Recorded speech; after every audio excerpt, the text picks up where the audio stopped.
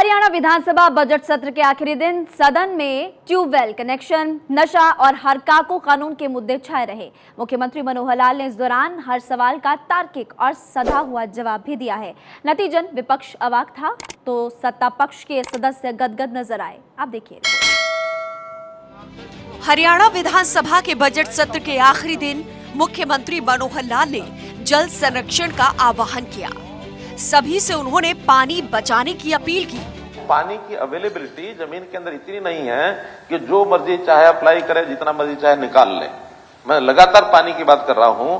हमने उसके ऊपर एक राइडर लगाया है कि अब ट्यूबवेल के कनेक्शन जहां पानी ज्यादा गहरा हो गया, जो माइक्रो इरिगेशन लगाएगा उसी को ट्यूबवेल कनेक्शन मिलेगा।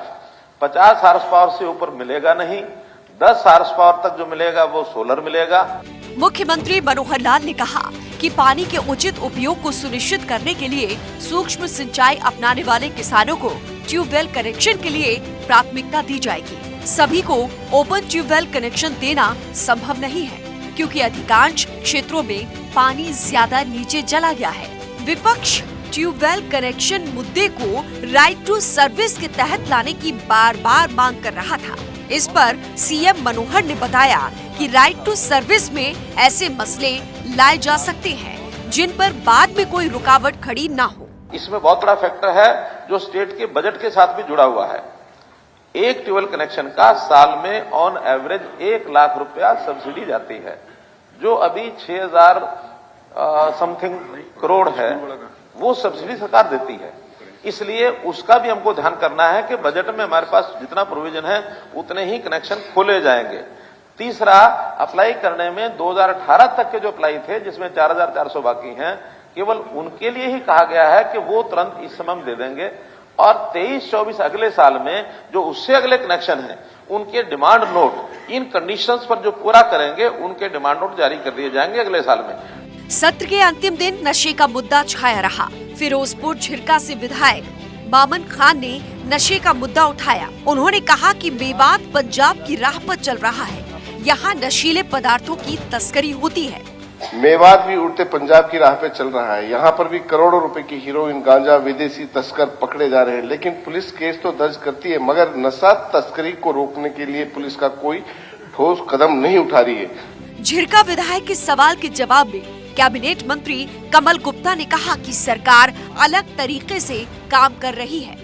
सरकार अस्पतालों में नशे से त्रस्त लोगों का इलाज करवा रही है। हर महीने 55 मरीज ओपीडी में आ रहे हैं। नई समिति, डिस्ट्रिक्ट लेवल की समिति जो कि prevention of the substance use के लिए काम करेगी, उस समिति का गठन किया गया है। ऐसे लगभग अभी जो एवरेज है वो 55 मरीज पर मंथ की एवरेज है जो ओपीडी में आते हैं। पहले स्पीकर और फिर सीएम ने विपक्ष को समझाने की कोशिश की कि ये मसला कोर्ट में विचाराधीन है, लिहाजा यहाँ उसका जवाब नहीं दिया जा सकता है। सीएम मनोहर लाल ने कहा कि पशु शल्य चिकित्सक भर्ती परीक्षा में गलत प्रश्नों के लिए हरियाणा लोक सेवा आयोग HPSC जिम्मेदार नहीं है। HPSC एक स्वायत्त संस्था है। आयोग को गलत प्रश्नों के लिए जिम्मेदार ठहराया नहीं जा सकता।